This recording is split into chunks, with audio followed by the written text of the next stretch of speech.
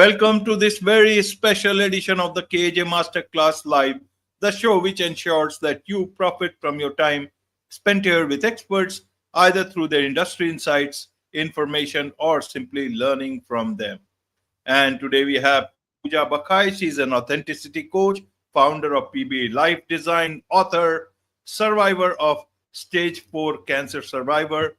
And we'll learn from her how she transformed trauma into purpose, guiding others to heal, trust themselves, and create unapologetically authentic lives. Welcome to the show, Pooja. Thank you.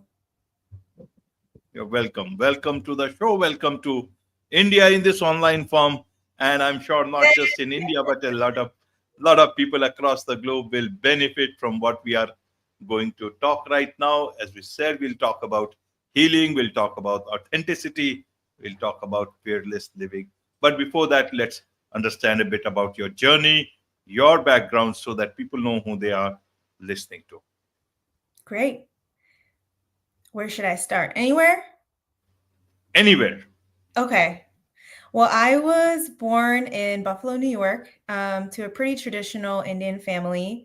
My dad's side, both my parents are from Gujarat originally, but my dad's side of the family lives in Mumbai. And my parents immigrated to this country, the U.S., now U.S., after they were married, like pretty much the day after they were married, and they had an arranged marriage. My dad came here, and then about a year later, my mom joined him, and then I was born. And I share that little bit about my family just so that people get a little bit of an understanding of the environment that I grew up in. You know, even though I was raised in the States, I was surrounded pretty heavily with more traditional Indian culture. My native language is my first language of Gujarati. And that definitely set the stage for some interesting stuff later in life, just having both the great parts of Indian culture, or one part of Indian culture, or how my family practiced it at home, and also, some of the limitations of some of the beliefs and the values that were being practiced at home. And so that was one just piece of my upbringing. And then the other piece was, I went to school in a majority white community. And so there was a really big shift between my home life and my school life. And and then there's like all the values and the things that we see here in the modern world here in America, that later in life I learned weren't necessarily the things that make people the happiest or feel the most free or feel the most fulfilled. So yeah, for the first big part of my life, I really worked hard to meet societal and family expectations. So I went to Harvard, I went to Stanford for undergraduate, which is like this big university here, elite university. And then after that, I went to Harvard and was studying in my PhD program. And that's when I was diagnosed with stage 4 cancer. And I was in my 3rd year in the program, doing really well academically, but not feeling really in alignment with the program, not feeling happy, not feeling fulfilled, and not really sure where to go or what to do with this realization. And then on top of that, when I got the diagnosis, it was like a really big full stop for me. So yeah, I'll just stop there. You may stop here, but your life began there. You went to, if I understand, went to live with the, indigenous communities and all that. You left the PhD program. Not everyone will have that courage to do that. Went into coaching about, authenticity coach and all. Tell us a bit about that. What motivated you to look? Did you see life or the end of so-called life, so closely that you just wanted to live on your own terms, leave any of the fears out of your life and live life the way it is? Yeah, I really did. And a lot of people, I think, felt bad for me that I had cancer, but I mean, I really truly still see it as a gift. It wasn't easy, but I remember meeting a lot of people who had gotten these types of diagnoses later in life, like in their 60s and their 70s and their 80s. And I would meet them in different types of workshops, like, or support groups. And I remember one of them was an art workshop. And an older woman said, man, like my life, my perspective on life is so different now. She said, I wish this had happened years ago so that I could understand like what life is really about. And I remember just looking up at her and being like, oh my gosh, like I'm only 29. I'm only 29 years old. And it was an emotional moment. I just felt like, I've always had, since I was a kid, like when I was a kid, I always felt like the world is our oyster. We get to, it's a blank canvas. We get to really make it what we want. And I think I lost that along the way. So yes, you're right that cancer, it did give me this new lease on life. And that wasn't an easy process. Like it wasn't like looking at, the scan of my body that showed cancer everywhere and being like, yay, it was hard because it was really confronting. It was really like, are you living your life in the way that you really want to? And what are you valuing and what are you prioritizing? And what it made me do is take responsibility for my life and take responsibility for my choices, because when we're adults, we do have that freedom. So yeah, that was the gift. Absolutely. And why did you become an authenticity coach? One is that, okay, I will live the life I want. But to become a coach is something, leave all the things that you have done earlier on and move towards becoming an authenticity coach. Help us understand that particular. And how do you see this word authenticity itself? Yeah. Means everyone is talking about authenticity and Is it? everyone perhaps sees it in their own manner. I want Yeah. to understand your point of view. That's such a good question. Well, with coaching, I always had this way of connecting with people and of supporting and helping people see their potential and actualize their potential. My whole life, I had this gift.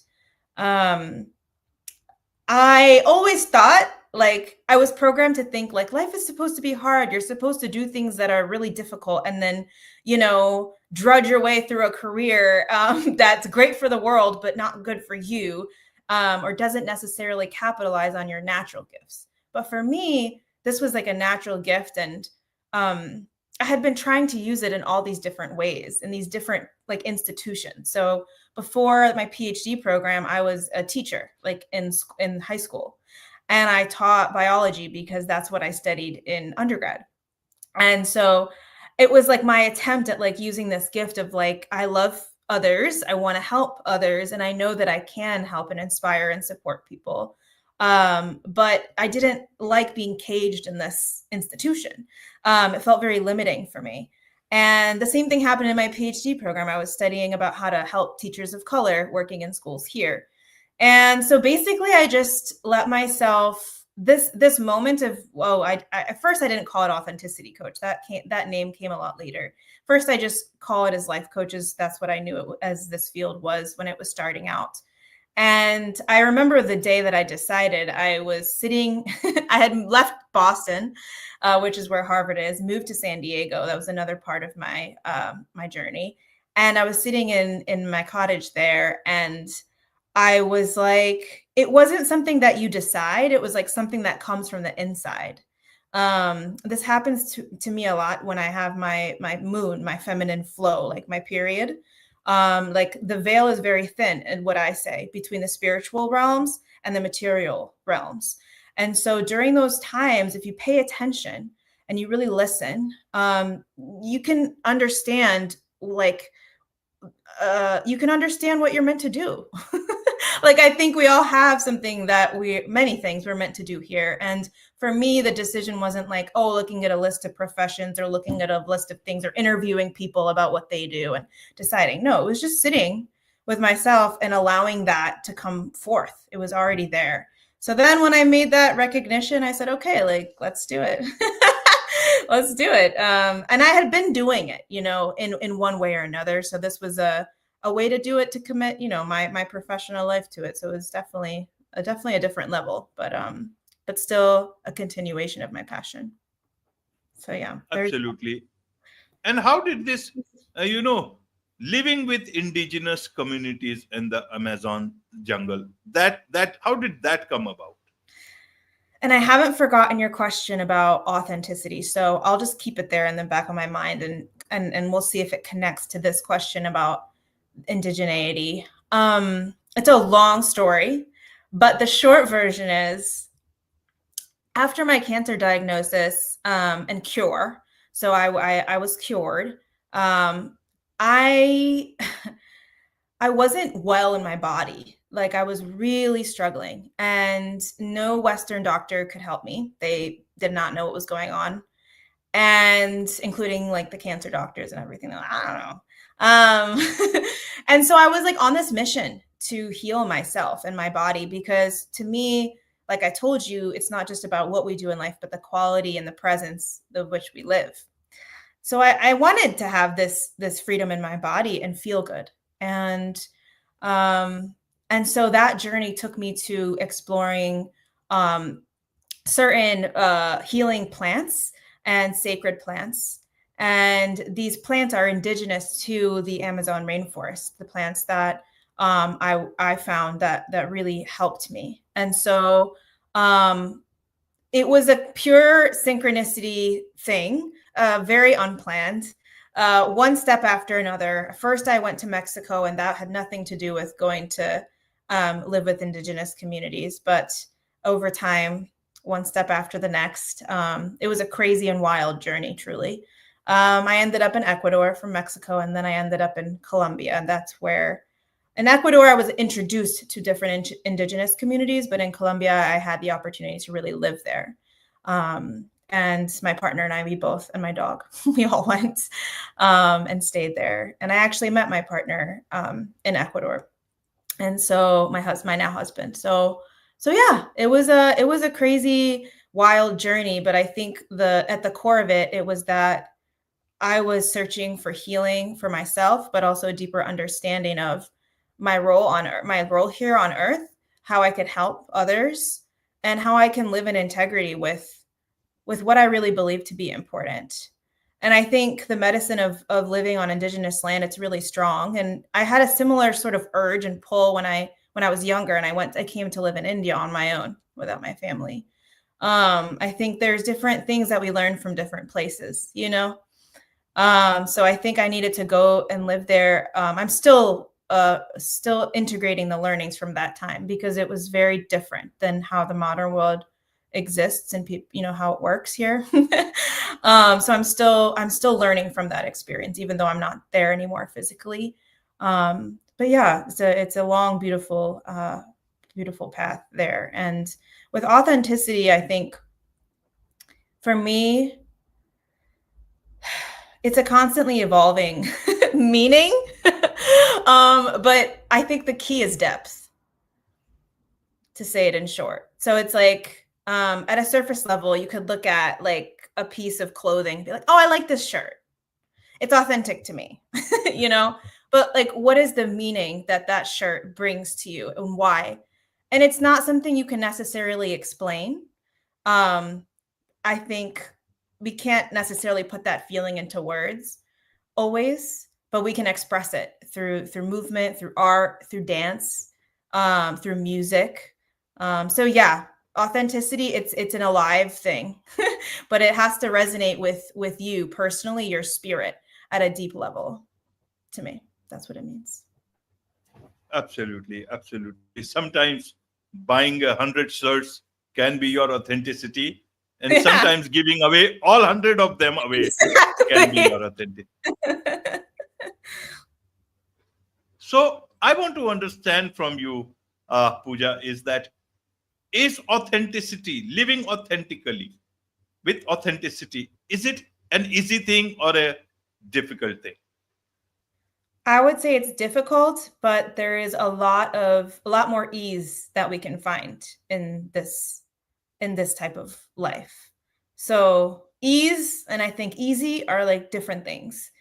Um, I think it's difficult because for me, at least, I have had to do and continue to do a lot of unlearning to live this way. And I think that's why people hire me to help them too, because if it was easy, we would all be doing it and we would all be happy and fulfilled and at ease and at peace. And this world would be a beautiful place. But in this world, we see beauty, but we also see terrible, terrible things. And so I think that's a reflection of us as at the individual level, and that deeper conflict that we have, that we're trying to make sense of this. We're trying to tie those two parts together. So yeah, it's hard, but it's worth it, in my opinion. Absolutely. So why is it hard? Is it because we make it hard? Was it difficult when you were living with the indigenous communities? Or No. is it when you are with so many other people who actually do not add any value to your life in that way, in that same way, but still you want to, it's with peer pressure or something like that, you want to be fit into that role, whereas in the natural environment you do not have that pressure. How should one look at it? Such a good question too.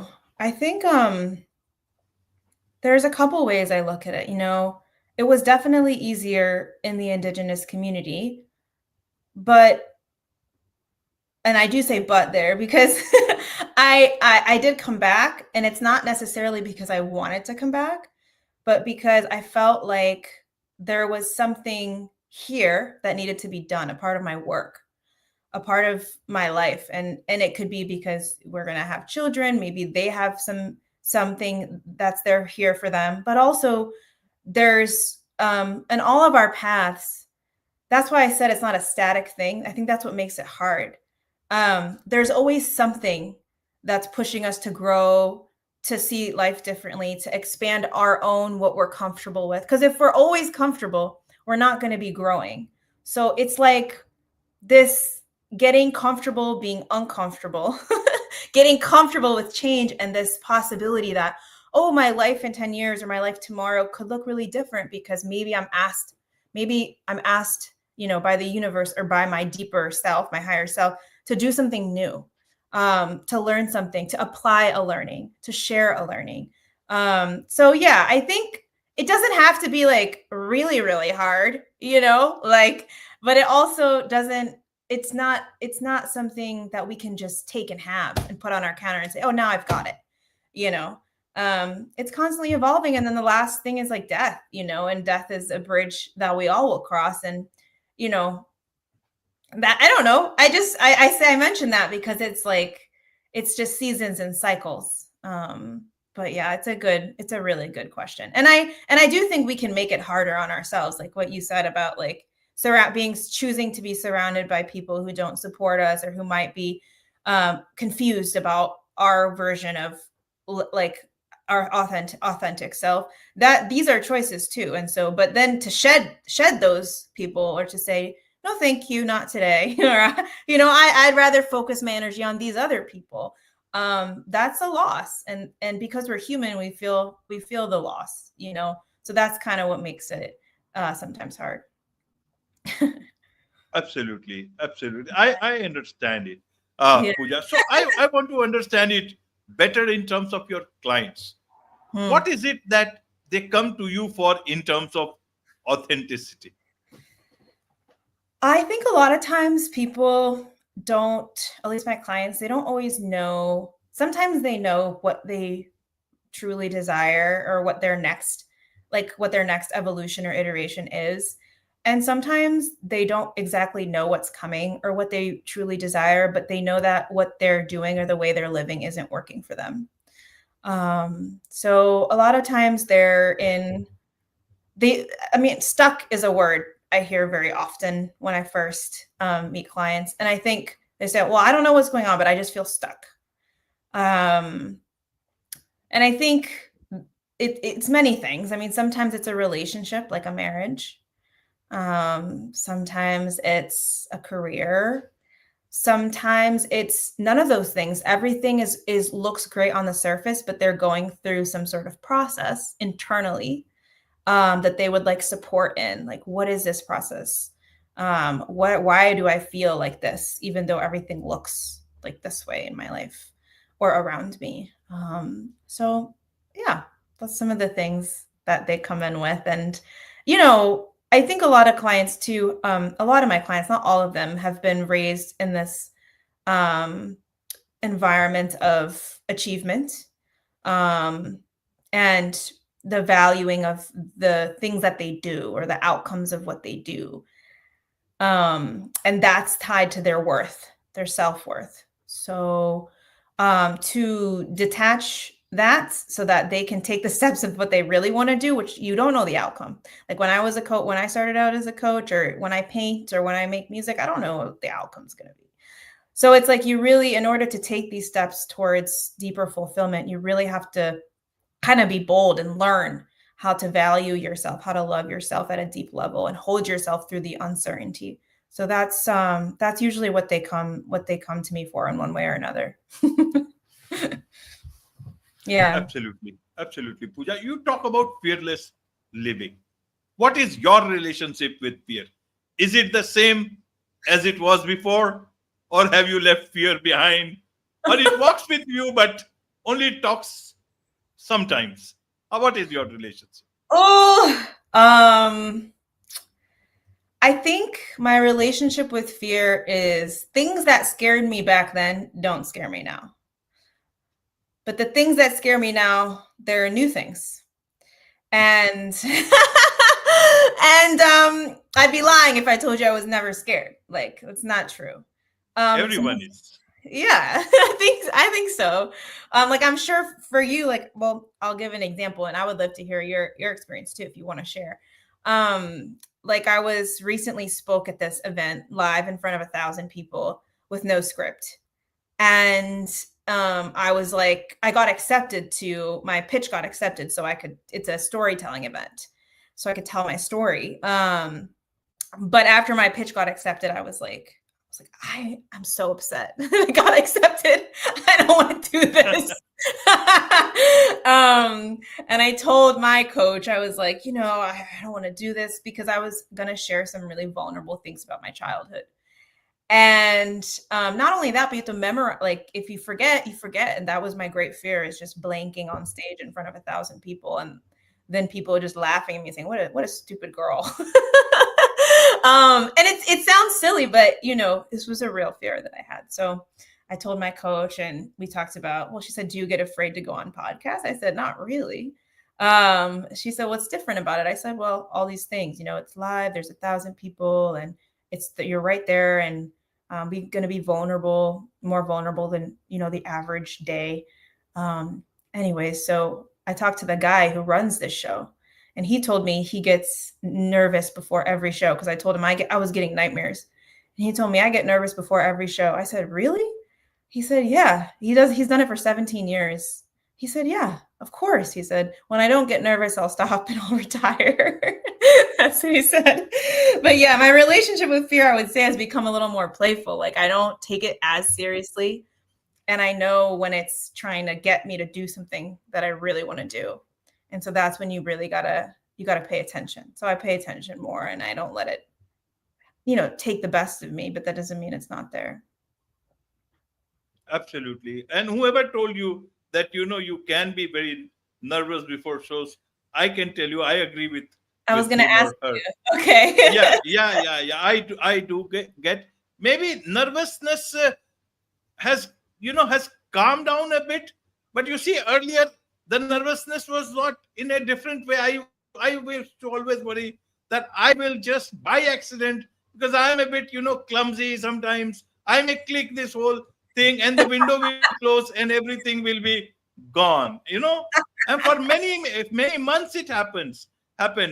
Only after, you say, maybe 1,500 stores and all, I figured out, listen, this particular software is not going to close. It will reopen. I may go out, but I will actually not be fully out, and the guest will still be there. So I can be there. So these are the ways I tackle this thing, that it's not going to happen. And even if it's happening, I know that there is a there's a way out of it. So that has taken Yeah. care. But then there are other things, many Yeah. a times I feel, uh, because it is always important to have a printout of some basic stuff. Otherwise, forget about your name. I fear sometimes that I will forget my own name.